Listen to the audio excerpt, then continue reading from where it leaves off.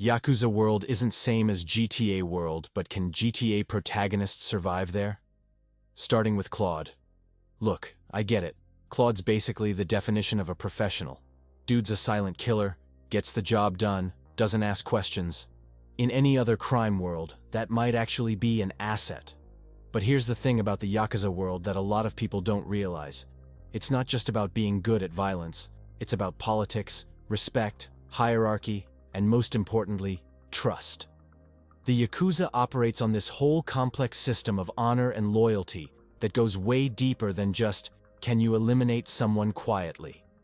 They need people who can navigate the social dynamics, who understand when to bow, when to speak up, and when to fall in line. Claude's whole vibe is being this unpredictable wildcard who just follows whoever's paying him at the moment. That works fine in Liberty City where everyone's backstabbing everyone anyway, but in a Yakuza family, that's literally a death sentence waiting to happen. Think about it. Sure, Claude could probably work as muscle for a while. He's definitely got the skills to handle street-level enforcement and the occasional hit. But the moment he starts going off-script, which let's be real, he always does, the higher-ups are going to see him as a liability. The Yakuza doesn't mess around with people they can't predict or control. One day, Claude decides to take a better offer from a rival family, or maybe he just gets bored and starts causing chaos for fun, and boom, he's getting a one-way ticket to the bottom of Tokyo Bay. The Yakuza world is all about proving your worth through loyalty and gradually earning respect through years of service. Claude's approach of being this mysterious, emotionally detached contractor just doesn't fit that mold at all. He's the type who'd probably last maybe a few months before someone higher up the chain decides he's too much of a wild card to keep around. In a world where your boss needs to trust you with their life and their family's reputation, Claude's track record of switching sides whenever it's convenient makes him basically unemployable in any serious capacity. Now CJ from San Andreas? This dude is basically built for the Yakuza life, and I'm willing to die on this hill. While Claude would crash and burn, CJ has literally everything you need to not just survive, but actually thrive in that world. First off, let's talk about his Grove Street experience. CJ already understands gang politics better than most video game characters ever will. He knows how to navigate loyalty, respect, and territory disputes. He's seen what happens when family bonds break down, and more importantly, he knows how to rebuild them. Remember how Grove Street was basically falling apart when he came back to Los Santos? Dude single-handedly brought his crew back together, dealt with internal betrayal, and managed to restore their reputation. That's exactly the kind of leadership and problem-solving skills that Yakuza bosses look for in their lieutenants. And he's not some loose cannon who goes around starting unnecessary beef. Yeah, he can definitely handle himself in a fight, and he's not afraid to get his hands dirty when needed. But he's also smart enough to know when violence isn't the answer. Throughout San Andreas, we see him trying to de-escalate situations, looking for diplomatic solutions, and genuinely caring about keeping his people safe. That balance between being capable of violence but not defaulting to it, that's pure Yakuza material right there. CJ also has this natural charisma that would translate perfectly to the Yakuza's social dynamics. He knows how to talk to people, how to earn respect without being disrespectful himself, and how to make allies even in hostile situations. The way he manages relationships with everyone from Woozy to Caesar shows he understands that success in organized crime isn't just about being the toughest guy in the room. It's about building networks and maintaining trust. Plus, his experience dealing with corrupt cops and government officials would be incredibly valuable in navigating the complex web of relationships that Yakuza families have to manage with law enforcement and politicians. Tommy.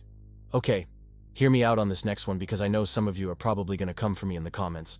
Tommy Vercetti from Vice City would absolutely make it in the Yakuza world, and honestly, he might even excel more than CJ in some ways. Yeah, I said it. Look, Tommy's got that hot-headed reputation, and sure, he can be pretty explosive when things don't go his way. But that's honestly just surface-level stuff. What people forget about Tommy is that underneath all that Miami swagger and occasional temper tantrum, this dude is a master at reading power structures and working within them. Think about how quickly he figured out the entire Vice City ecosystem. The cops, the politicians, the various crime families, the business owners. He didn't just shoot his way to the top, he networked his way there. The man literally built an empire from nothing in like a year. And he did it by understanding exactly who to ally with, who to eliminate, and most importantly, who to show respect to. Remember his interactions with people like Colonel Cortez or even Avery Carrington? Tommy knows how to play the game of respect and hierarchy when it serves his goals.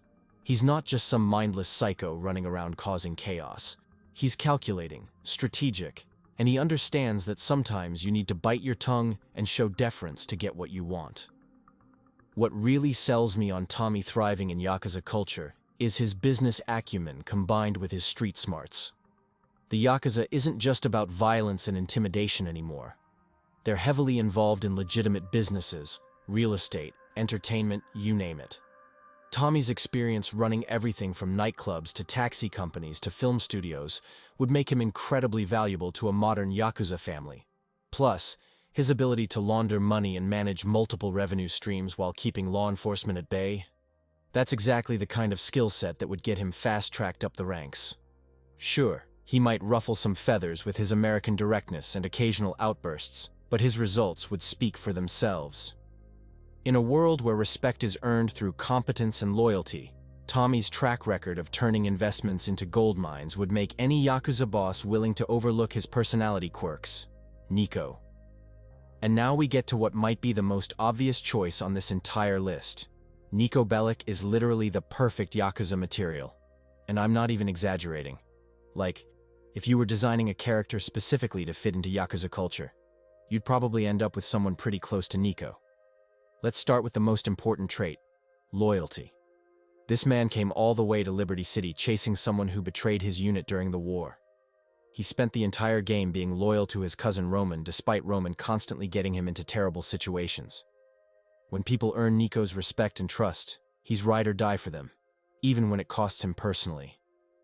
That kind of unwavering loyalty is literally the foundation of Yakuza culture, and Niko has it in spades. Dude never comes off as disrespectful or challenging authority, just for the sake of it. When he works with people like Faustine, Pegorino, or even the McReary family, he understands his place in the pecking order and acts accordingly. He doesn't kiss ass, but he shows the appropriate level of respect and follows orders without constantly questioning everything. That's exactly the kind of attitude that gets you noticed and promoted in Yakuza organizations. We see Niko handling everything from simple debt collection to elaborate heists to political assassinations. He's not just muscle, he's smart, adaptable, and professional. Need someone to intimidate a business owner? Niko's your guy. Need someone to handle a delicate situation that requires finesse? Also, Niko. Need someone to take out a high-profile target without it being traced back to the family? Still Niko. That kind of reliability and skill range would make him incredibly valuable to any Yakuza clan. Plus, his military background means he understands discipline, following orders, and working as part of a larger organization toward common goals. He's not some street punk who needs to be taught how to take direction. He already gets it. Honestly, Niko would probably start as regular muscle and work his way up to being a trusted lieutenant faster than almost any other GTA protagonist. The Yakuza world would recognize his value immediately. Michael. Now this is where things get spicy because Michael DeSanta is giving me major red flags for Yakuza survival, and I know some of y'all aren't gonna like this take. Yeah, the man's intelligent, he's experienced, he knows how to plan elaborate scores. But intelligence isn't everything in the Yakuza world, and Michael's got some fatal character flaws that would get him eliminated faster than you can say witness protection. The biggest problem with Michael is that he's fundamentally selfish and manipulative in ways that would absolutely destroy any trust a Yakuza family might place in him. This dude literally faked his own death and abandoned his criminal partners to save his own skin. In the Yakuza world, that kind of betrayal would be an instant death sentence, no questions asked. But it gets worse. Throughout Grand Theft Auto 5, we see him constantly lying to everyone around him. His family, his therapist, Trevor, Franklin. Basically anyone who gets close to Michael gets manipulated or deceived in some way. The Yakuza operates on this whole code of honor where your word is literally your bond. When Michael gives his word, it's basically worthless, because he'll break it the moment it becomes inconvenient for him. Remember how he handled the situation with Trevor? Instead of being upfront about what happened in North Yankton, he spent years living a lie, and then tried to manipulate Franklin into killing Trevor when the truth came out. That level of dishonesty and backstabbing would get him marked for death within months of joining any serious criminal organization. Sure, Michael's smart enough to probably figure out the political dynamics and hierarchy of a Yakuza family pretty quickly. But here's the thing. Intelligence without trustworthiness is actually more dangerous than just being dumb. A Yakuza boss would see right through Michael's act eventually. They'd realize he's the type of person who would sell out the entire organization to the feds if it meant protecting himself and his suburban lifestyle. The moment Michael feels like his comfortable life is threatened, he'd become a liability that no criminal organization could afford to keep around. In a world where loyalty is literally life or death, Michael's track record of putting himself first would make him a walking target. Franklin. Okay, this might actually be the most underrated take in this entire video, but Franklin Clinton would absolutely thrive in the Yakuza world, and honestly, he might be one of the safest picks on this whole list. While everyone's always talking about how Franklin is the boring protagonist compared to Trevor and Michael, that's exactly what makes him perfect for this environment. Franklin's biggest strength is that he's incredibly reliable and follows orders without causing unnecessary drama. Throughout Grand Theft Auto 5, this dude consistently does what he's told, completes jobs efficiently, and doesn't create problems for his bosses. That might sound basic, but in the Yakuza world, being dependable is literally one of the most valuable traits you can have. While other people are out here causing chaos and attracting unwanted attention, Franklin just gets his work done and goes home. That's the kind of low-maintenance, high-results employee that every Yakuza family dreams of having. Also, he's not overly ambitious in a destructive way. Yeah, he wants to make money and improve his situation, but he's not the type to scheme behind his boss's back or try to stage a coup the moment he gets a little power. Franklin understands his place in the hierarchy and is content to work his way up gradually through competence rather than betrayal or manipulation. In a culture where trying to rise too fast too soon can literally get you killed, Franklin's patient approach would be seen as wisdom, not weakness. The man also has incredible street smarts and situational awareness that would serve him well in navigating Yakuza politics. He's the one who figured out that Michael and Trevor's relationship was toxic and dangerous. He managed to survive being caught between those two psychopaths and somehow came out on top. That kind of ability to read people and situations while staying neutral when necessary is exactly what you need to survive in an organization full of competing egos and hidden agendas. Franklin wouldn't be the flashiest member of a Yakuza family, but he'd probably be one of the longest-serving and most trusted, which in that world is way more valuable than being the loudest or most violent. And finally, we get to the big one, Trevor Phillips. And honestly, I don't even need to think about this one because Trevor wouldn't just fail to survive in the Yakuza world. He'd probably manage to unite every single crime family in Japan just to take him down. This man is basically the antithesis of everything the Yakuza stands for, and it would be beautiful chaos right up until they inevitably eliminate him. Like, where do I even start with this disaster of a human being? Trevor has absolutely zero respect for hierarchy, tradition, or authority of any kind.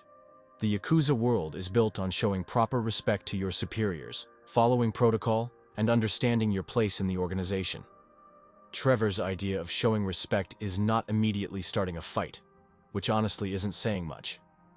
Can you imagine Trevor trying to do that whole bowing thing or addressing someone with honorifics? The man would probably laugh in a Yakuza boss's face and then wonder why everyone's reaching for their weapons. But it gets so much worse because Trevor isn't just disrespectful. He's completely unpredictable and uncontrollable. The Yakuza needs people they can trust to handle sensitive situations with some level of discretion. Trevor's approach to conflict resolution is basically burn everything down and sort it out later. Need someone to collect a debt quietly? Trevor shows up with explosives. Need someone to send a message to a rival family? Trevor probably declares war on 3 different organizations by accident. The man literally cannot help himself from escalating every single situation into maximum chaos. And honestly, even if some desperate Yakuza boss was willing to overlook all of Trevor's obvious red flags and try to use him as disposable muscle, it still wouldn't work. Trevor's complete inability to follow orders or stick to a plan would make him more of a liability than an asset. Plus, his habit of burning bridges with literally everyone he works with means he'd probably end up making enemies within his own family faster than he could eliminate external threats. The Yakuza would realize pretty quickly That Trevor isn't just dangerous to their enemies, he's dangerous to everyone, including them. At that point, it wouldn't even matter how useful he might be in a fight because keeping him around would be organizational hell.